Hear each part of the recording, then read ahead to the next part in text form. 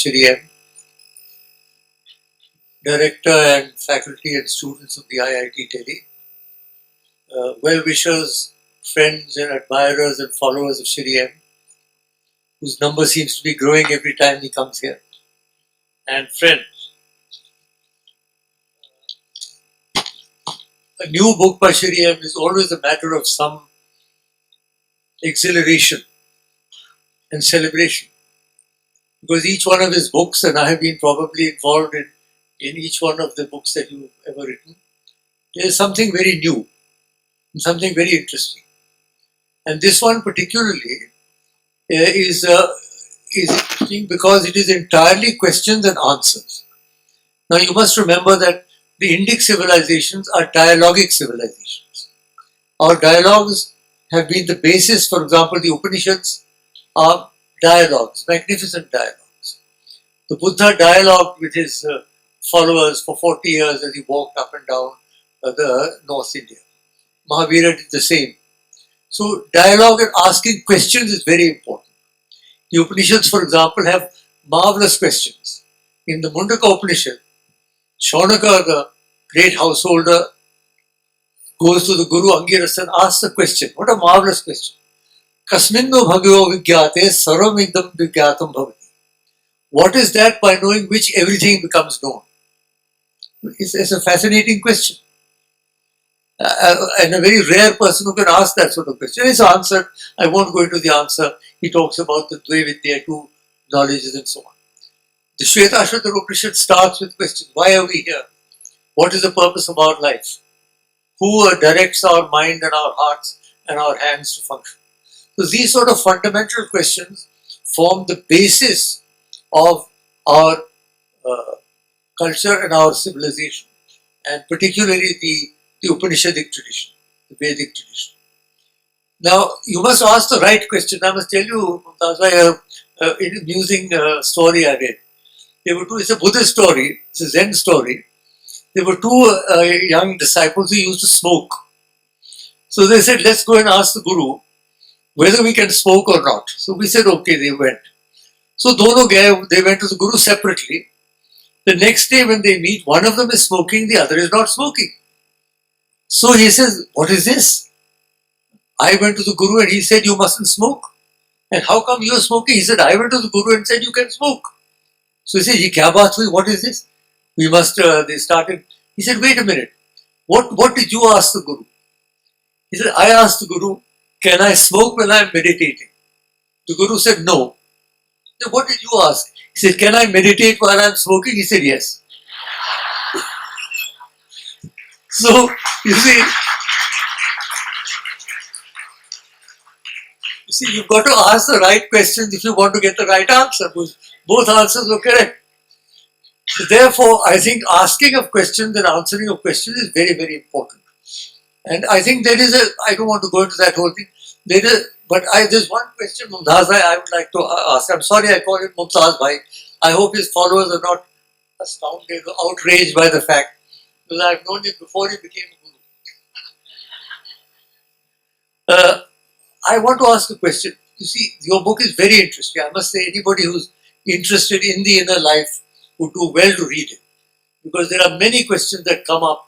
All of us face these questions, and they are answered very succinctly and very effectively by Shri M. A question I want to ask is, what about prayer? See, nowhere in your book have you mentioned prayer. I think prayer is as important, if not more, than meditation. There is a difference. When you meditate, you look inwards. When you pray, you look outwards. I am a Shiva Bhakta. I look towards Shiva. Karpur Gauram Karunavataram Sansarasaram Bhujgendraharam Sada Vasantam Hridayaravinde Bhavam Bhavani Sahitam Navani. So many forms of Shiva. Now, prayer is also important. The great temples that have been built, they've been built really to pray, not to meditate. I mean, you can meditate there if you like. But basically, for example, the Tanjavur temple, the Brihadeshwara temple, probably the greatest temple in India, or the Tiruvannamalai temple, or the Chidambaram temple, or for that matter, St. Peter's Cathedral in Rome, the most beautiful building from the inside. They've been built to pray. यहाँ prayer का तो नाम ही आपने नहीं रखा, केवल meditation रखा. And meditators seem to look down upon those who pray. वो कहते नहीं साहब, ये तो आप, प्रेयर तो बच्चों के लिए है, you are still on the lower rank of the ladder. आप कहा, हम तो आगे पहुंचे हुए हैं.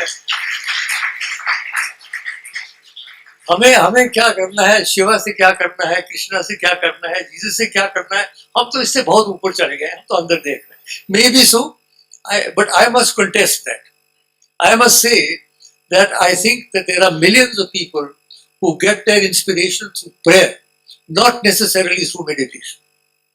So what I would submit very respectfully is, I'm not in any way detracting from the importance of meditation, not at all, or from the importance of the book, or from what Shri M has given to the people through this book.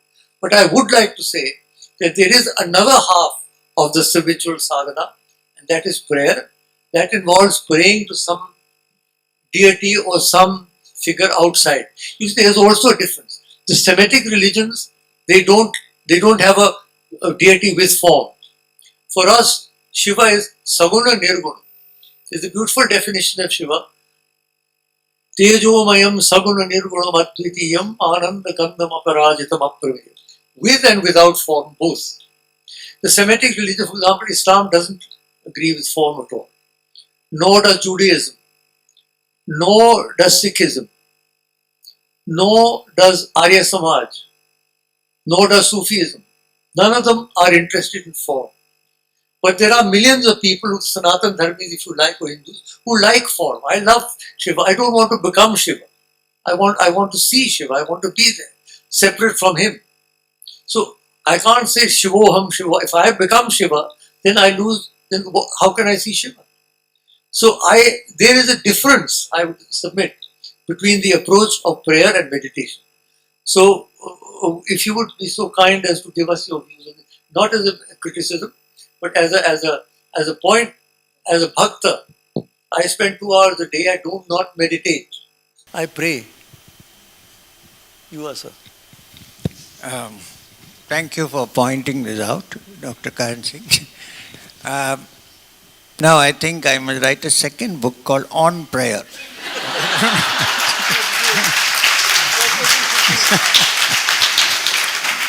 Because I think the intention of your suggestion just now was to kind of stimulate me to write another book called On Prayer. But, however, I need to explain a few things. According to my understanding, even people who don't have a belief in a creator God and so on, even they pray. Like, for instance, the Buddhist teachings.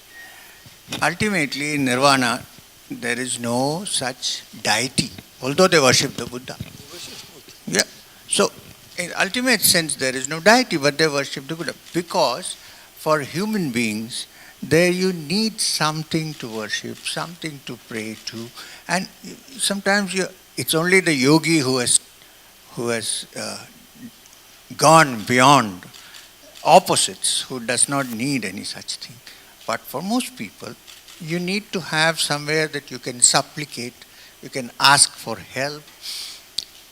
Now, while, as you said, there are beautiful temples and so on, the best temple is the human being, in whose heart the Lord sits as the Antaryami. With form or without form, it depends on how you look at it. And therefore, all prayers are directed towards that. Wherever you are praying, finally, the only contact point for that Supreme Being, even though you would project it as outside and pray, is in you, in me. And therefore, that you said Shivoham and Om Namah Shivaya. The great teachers have themselves said that the ultimate essence of Om Namah Shivaya is Shivoham. However, if you are a devotee, even Guru Nanak said that I would rather be the ant that tastes the sugar than become the sugar. He did say that. So there are two ways of looking at this. For people, prayers may be necessary because at many times we are in a state we don't know where to appeal, whom to ask for help. So prayer is important. I'm not saying it's not important. One, it makes you feel that there is a higher power to can pray. You feel safe, somebody is looking after me, and so on. But in spiritual practice, as you develop and go deeper and deeper, you discover that the one who you pray to is also the one who sits inside. So when you come to that state, then prayer is not discussed too much, but prayer is also used in meditation. Like, I have not discussed anything about prayer, not true. I have said that when you start your meditation, you visualize the Guru in the heart and you pray for help. So, the Guru or the teacher, I'm not saying you should worship the Guru, but the Guru or the teacher is a visible representative of the divine in human form. When Swami Vivekananda started the Ramakrishna mission, he could have put up, he was a great Shiva Bhakta, he could have put up Shiva or a Linga. He said, I don't know any of these things. They have been written in books. I have seen pictures. He said, the first picture of Krishna I saw was drawn by Raja Ravi Varma. The first Saraswati in sari was Raja Ravi Varma. So he said, I don't know all that. But for me, Ramakrishna Paramahamsa, my Guru, was my God. Because I have seen tangibly that he was not an ordinary person, that he's an extraordinary being. So I would rather worship him than put any. That is why today all Ramakrishna missions have an image of Sri Ramakrishna. They don't have any other pictures. Which does not mean that the monks of the Ramakrishna mission do not believe in prayer or in Shiva or in Krishna. It's not like that. It's that they find it is easier to relate to a human being who has divine qualities and therefore move that way. Now, as far as meditation is concerned, I feel only when the mind becomes absolutely quiet, even if you pray, the prayer becomes more effective than when the mind is disturbed. So, whether one prays or not is up to one. But meditation in any way does not bring down the value of prayer, nor am I saying that, yeah. Now also, in ancient times there are many, we consider them as prayers, but they are actually affirmations. For instance, Asato Ma Sadgamaya. Some people like to interpret it as, God lead me from darkness to unreal to it simply means, may I go from the unreal to the real. Tamaso Ma Jyotirgamaya. May I go. Nowhere it says, God take me there. It says, Tamaso Ma Jyotirgamaya. May I ascend from darkness to light. May I go from death to immortality. Then there is another prayer. Purnamada Purnamidam Purnat Purna. Now you can call it a prayer, but it's not a prayer. It's an affirmation saying that is complete, this is complete, and therefore in sum total everything is complete. We by our mind make it incomplete. Now, if prayer is helping us to complete the incomplete, it's excellent. I have nothing against that. But since this book is written basically to demystify meditation and not make it too complicated, whispering in the dark, all those kind of things that happen, and considering start worshipping the Guru. Now, I'm trying to avoid that in this, because it's a first book, it's not an advanced book, but it's a understanding of basically what meditation is, to demystify it, one, and two, to have it in question-answer form. All the questions here are not concocted by me. Actually questions asked by people in different parts of the world. It was Penguin, that they who compiled this all together into question-answer form. So I thought it was very important to write this. And having said all this, let me tell you myself, every morning I prayed to Sri Guru Babaji to keep me doing his hard work like a dog on a leash. Yeah.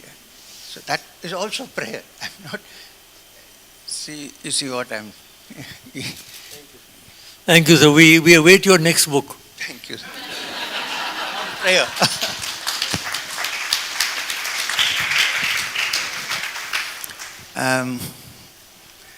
I have just this much to say. Because this book is the subject matter today in meditation, I have just to say this, and that is, if you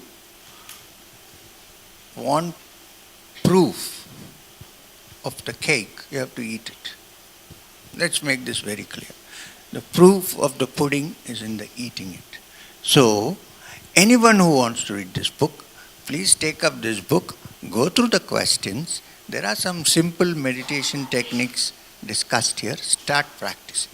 If you start practicing, gradually, some of the panelists discuss this, but I'm telling it myself, straight from the horse's mouth, as they say. Do I look like a horse? So, pick up the technique and practice it regularly, and then you'll find your answers slowly. And the other reason I read it, people keep asking me innumerable questions on meditation, because nowadays there are all kinds of meditation. In fact, there are more gurus than disciples. So, so people come, go here, and they learn something. They but he said like that. Why are you saying? So what I did was, many people have asked me these questions. I put them all down and wrote an answer, simplified, and also to keep myself free. There's other work to do. So I said, if you have any questions, look at the book, read it. I have answered many of the questions. Go through the book. This is another reason why the book was written. Now, it's also a good starting point for you. I don't consider any question as silly. All questions may be serious to the person who asks. You can't dismiss anything as silly. But it still, sometimes, when it is repeated again and again. So I said, okay, now refer to the book. This is why I have basically written this book. And I hope you all read this book and try to figure out what is useful for you. After reading it, if you still have questions, please come back to me, we'll write another book. The next one is on prayer, remember. No, seriously, maybe I should think about that. The genesis of prayer, the different prayers in different religions, what they could mean and how they could connect to meditation. Because my subject is meditation.